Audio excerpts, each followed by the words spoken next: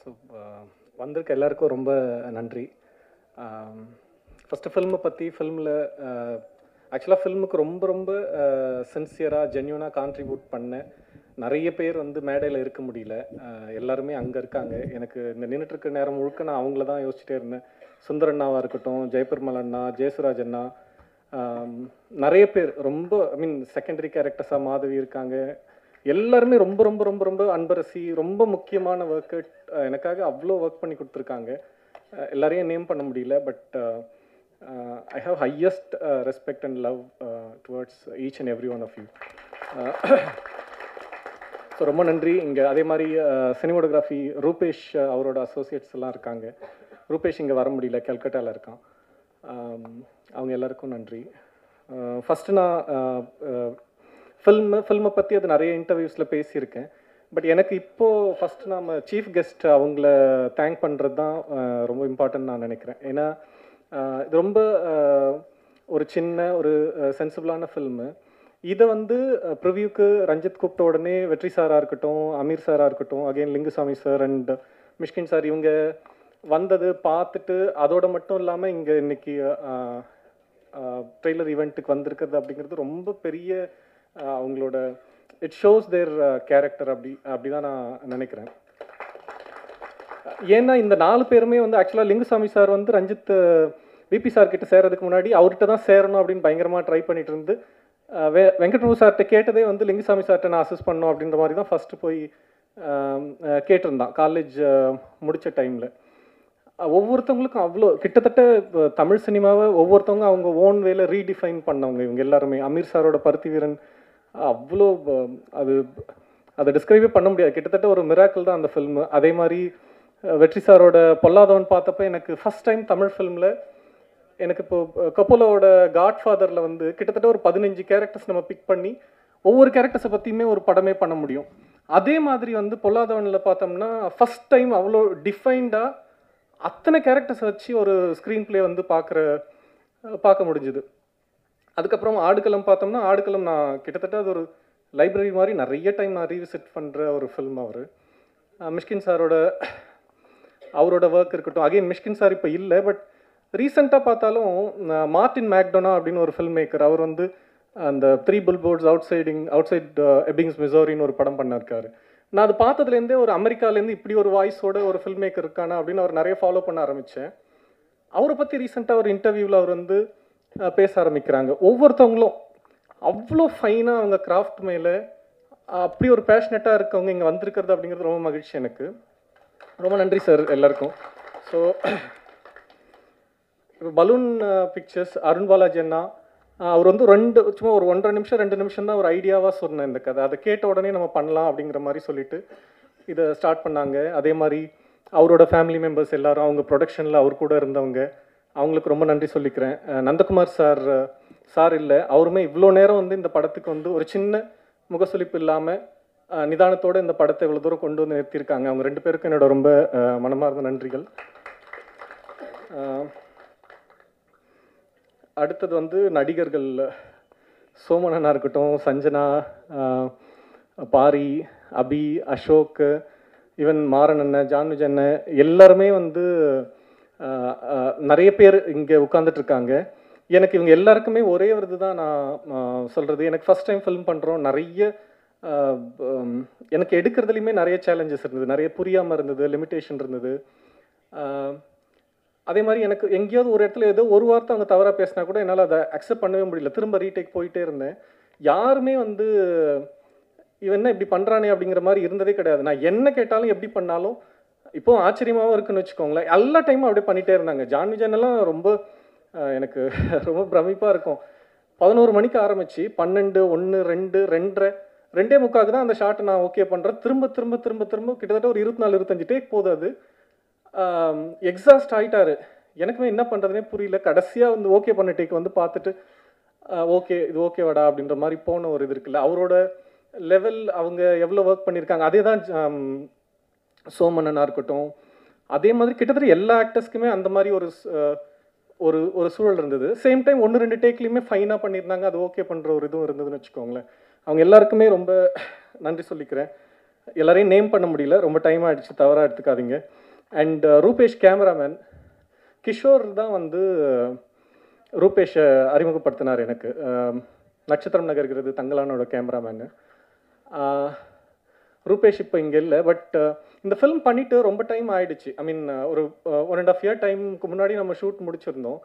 இப்போவுமே இந்த ஃபில்மோட கிராஃப்டை இதை வந்து வேல்யூ பண்ண முடியுது அப்படின்னா இதோட ஜென்யூன் ஹீரோ அப்படிங்கிறது டெஃபினட்டாக Rupesh, production designer Raja and எடிட்டராக வந்து கிட்டத்தட்ட எடிட்டரோட ரோலுங்கிறது நான் படம் ஆரம்பிக்கிறதுக்கு முன்னாடி வேறவா நினச்சிருந்தேன். ஆனால் எடிட்டில் ஒர்க் பண்ணும்போது தான் லைக் அவர் ஒரு டைரக்டரோட ஹாஃப் ஆஃப் த ரெஸ்பான்சிபிலிட்டி அவர் தான் எடுத்திருந்தார். அதே மாதிரி ஸ்க்ரீன் பிளேலையுமே கிட்டத்தட்ட ரீரைட் பண்ணுற ஒரு விஷயத்த அந்த விஷன் வந்து சங்கத்தமிழனுக்கு இருந்தது. அவங்களோட ஒர்க் எல்லாம் அவுட்ஸ்டாண்டிங்கான ஒர்க். அவங்களுக்கு ரொம்ப நன்றி சொல்லிக்கிறேன். அகெயின் ஷான் பற்றி பேசணும். ஷான் வந்து நான் அந்த முண்டாசுப்பட்டி கேட்டதுலேருந்தே அவரோட அந்த மியூசிக், அந்த சாய்ஸ் ஆஃப் இது வந்து எனக்கு ரொம்ப பிடிக்கும். அவரோட ஒர்க் பண்ணோம் அப்படின்னு சொல்லிட்டு இது கமிட் பண்ணும்போது ஜெய்பீம் பண்ணியிருந்தாங்க. எனக்கு அந்த மண்ணிலே ஈரமுண்டு சாங்கு கேட்டு வந்து ரொம்ப பிடிச்சிருந்தது. தலைகோதுமில காத்து அதுவும் ரொம்ப பிடிச்சிருந்துன்னு வச்சுக்கோங்களேன். ஸோ அவரோட ஒர்க் பண்ணணும்னு சொல்லி போயிட்டு அவரோடவும் சில இது எனக்கு நிறைய போயிட்டு வந்துட்டே இருக்கும். அவரும் அவ்வளோ அக்காமடேட்டிவாக இருந்து ஒர்க் பண்ணி கொடுத்தாங்க. சாங்ஸ் எல்லாம் தாண்டி பேக்ரவுண்ட் ஸ்கோராக வந்து அவர் ரொம்ப அந்த ஜென்யூனாக ஃபில்மை புரிஞ்சுக்கிட்டு, முக்கியமாக வந்து எங்கே பார்த்தாலும் போட்டு மியூசிக்கை போட்டு ஃபில் பண்ணுற மாதிரிலாம் இல்லாமல் மேக்ஸிமம் இங்கெல்லாம் சைலன்ஸ்ன்ற மாதிரி நானும் அப்படி தான் யோசிப்பேன். அவரும் அந்த சைலன்ஸை வந்து புரிஞ்சுக்கிட்டு அந்த சென்ஸில் 2 பேரும் ஒரே பேஜில் ஒர்க் பண்ணுறதுங்கிறது எனக்கு ரொம்ப பிடிச்சிருந்தது. ரொம்ப நன்றி ஷான். அண்ட் லிரிசிஸ்ட் உமாதேவி தோழர் இருக்காங்க, தனிக்கொடி, ரமேஷ் வைத்தா தோழர், அப்புறம் பாக்கியம் சங்கர், அறிவு, இவங்க எல்லாருமே ரொம்ப ஒண்டர்ஃபுல்லாக ஒர்க் பண்ணி கொடுத்துருக்காங்க. Thanks. Again dance master Sandy master, sound design Suren and அழகிய குத்தன் அவங்க, அப்புறம் லிஜு பிரபாகர் டிஐ பண்ணி கொடுத்துருக்காங்க. லிஜுவோட நான் போகும்போது எனக்கு என்னென்னா இது ஒரு ஃப்ளாட்டாக ஹோல் ஃபில்முக்கான கலர் டோனாக இருக்கக்கூடாது. சீக்வன்ஸ் பேஸ் பண்ணி இண்டிவிஜுவலாக கலர் இருக்கணும். ஒவ்வொரு சீக்வன்ஸ்க்கும் ஒரு இமோஷன் இருக்குது. எனக்கு கலர் பேலட்டுமே அப்படி தான் இருக்கணும்னு சொல்லிட்டு அதே மாதிரி ஃப்ளாஷ்பேக்குக்கு நான் ஒரு கலர் பேலட் கொடுத்துருந்தேன். அது அவங்க பண்ணதே கிடையாது, என்னால் அப்படி பண்ண முடியாது அப்படின்னாங்க. நான் எக்ஸாஜரேட் பண்ணி எனக்கு அப்படி தான் வேணுன்ற மாதிரி சொல்லி வாங்கியிருந்தோம். அவருமே ரொம்ப சப்போர்ட்டிவாக ஒர்க் பண்ணாங்க. அகெயின் நீலம் ப்ரொடக்ஷன் சைடில் இருந்த ப்ரொடக்ஷன் மேனேஜர்ஸ் எல்லாருக்குமே நன்றி சொல்லிக்கிறேன். ராகேஷ் அண்ணா, விக்னேஷ், ரூபேஷ், சஞ்சய், சிவா ப்ளஸ் சிவகுமார் எல்லாருக்கும் தேங்க்ஸ்.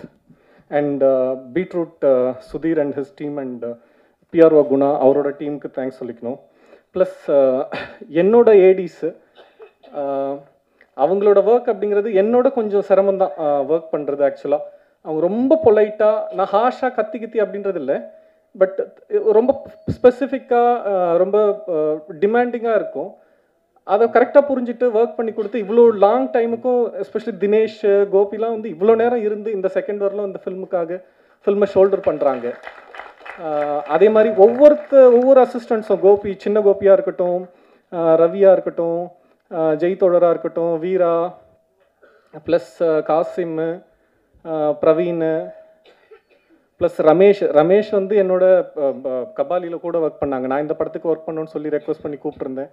அவ்வளோ தூரம் கோ டைரக்டராக கூட இருந்து ஹெல்ப் பண்ணாங்க. இவங்க எல்லாராலையும் தான் இந்த ஃபில்ம் அப்படிங்கிறது சாத்தியமாயிருக்கு. அவங்களுக்கு நன்றி. ஸோ இந்த ஃபில்மோட ஸ்டார்ட்டை பற்றி நான் பேசணும்னு நினைக்கிறேன். அவன் வந்து ஆக்சுவலாக இப்போது என்னோடய ஃப்ரெண்டு, அவன் நேம் பண்ண வேண்டாம், அவனோட கிரவுண்டில் உட்காந்து பேசிகிட்டு இருக்கும்போது தான் இதோட ஸ்பார்க் ஸ்டார்ட் ஆச்சு இந்த கதை எழுதுறதுக்கு. இப்போ ஒரு 2 மந்த் முன்னாடி அவனை ரீஹேபில் சேர்க்க ட்ரை பண்ணி அவன் ஓடி போயிட்டு நிறைய கன்ஃபியூஷன்ஸ் அண்ட் சேலஞ்சஸ், ஏஏ மீட்டிங் கூப்பிட்டு போய் அவனை உட்கார வச்சு, அவன் இன்னைக்கு காலையிலையும் கால் பண்ணுறேன், இந்த இதுக்கு ஈவெண்ட் இருக்குடா வாடா அப்படின்னா ஃபோன் எடுக்கல, எங்கே இருக்கான், நான் மறுபடியும் சென்டரில் சேர்க்க போகிறேன்னு நினச்சி கூட அவன் வந்து என் ஃபோனை எடுக்காமல் இருந்திருப்பான்னு நினைக்கிறேன். ஸோ அங்கே தான் இது ஆரம்பிச்சுது.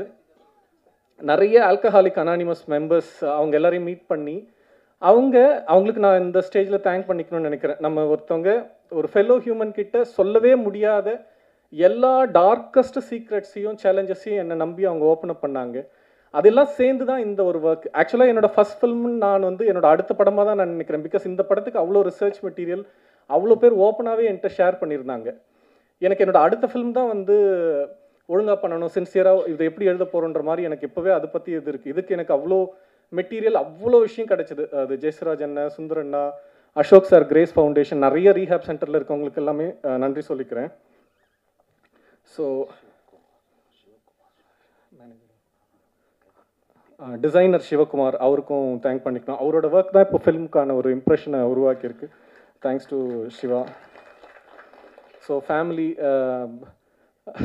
அப்பா அம்மா ஒய்ஃபு குழந்தைங்க மாமா சித்தப்பாலாம் வந்திருக்காங்க.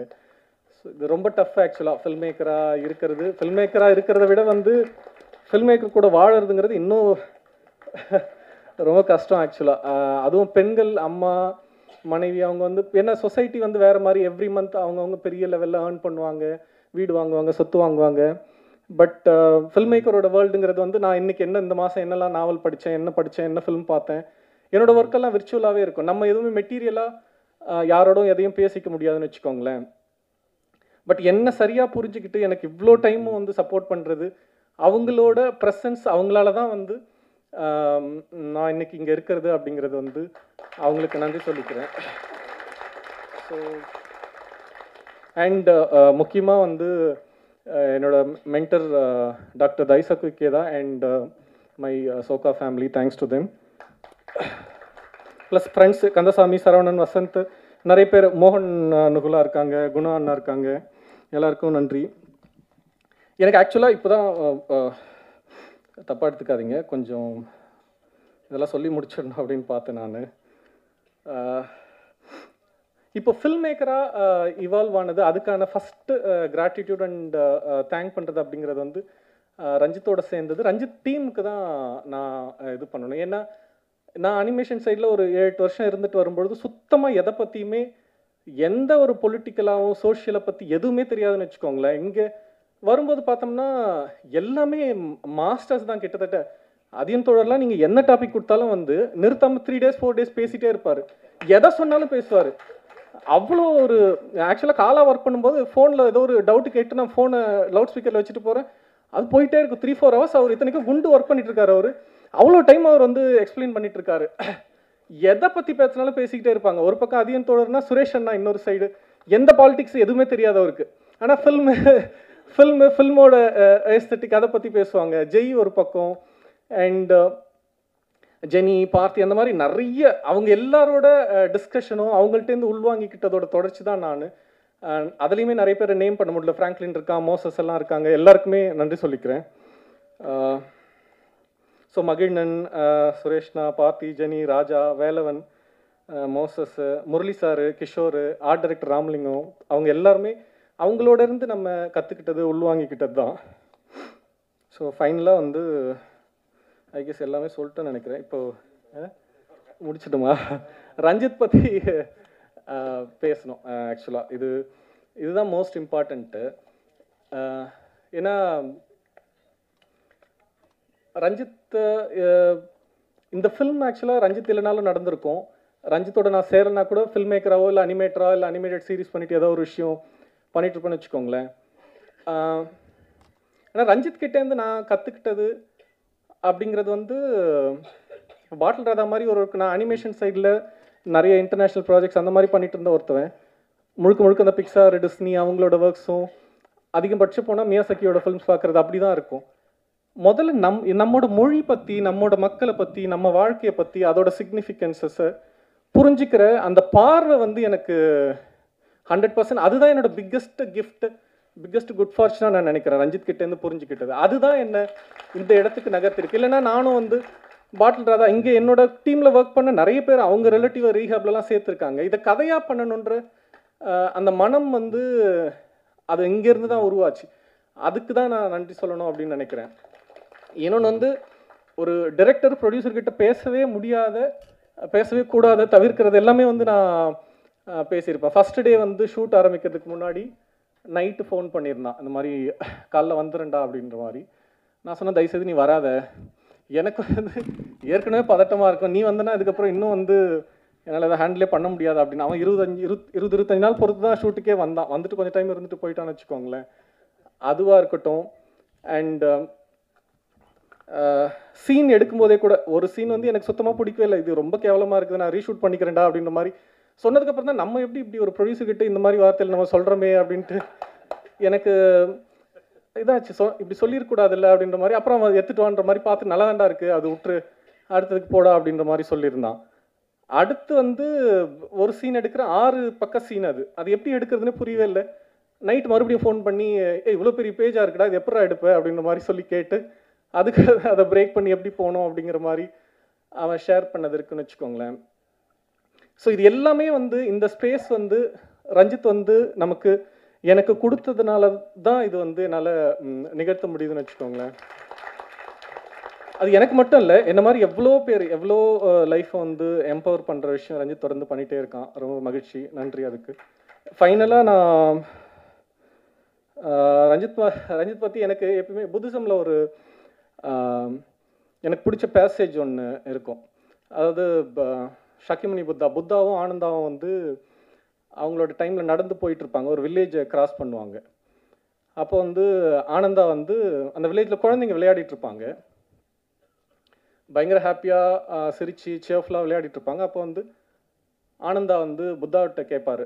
இந்த மாரி புத்தா இந்த மாரி ஹாப்பியா வாழ்க்கை வாழறதுக்கு ஃப்ரெண்ட்ஷிப்பும் ஒரு ரீசன் தானே அப்படின்ற மாரி சொல்லுவாங்க.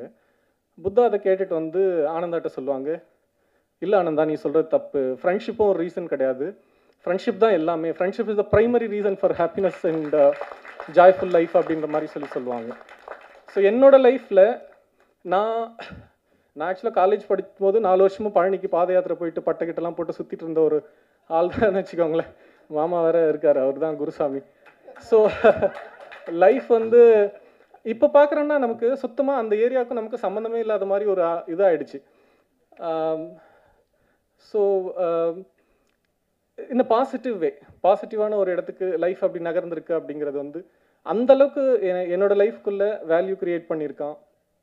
ஸோ அதை நான் ரீபே பண்ணுறது அப்படிங்கிறது இன்னும் நிறைய லைஃப்பை எம்பவர் பண்ணுறதுக்கு என்னோட ஒர்க்கை பயன்படுத்துறதுக்காகவும் என்னோட லைஃப்பை பயன்படுத்துறதுக்காகவும் இருக்கிறது தான் சரின்னு நான் நினைக்கிறேன். I will continue to do that. Thank you so much. Thanks to every one. Thank you.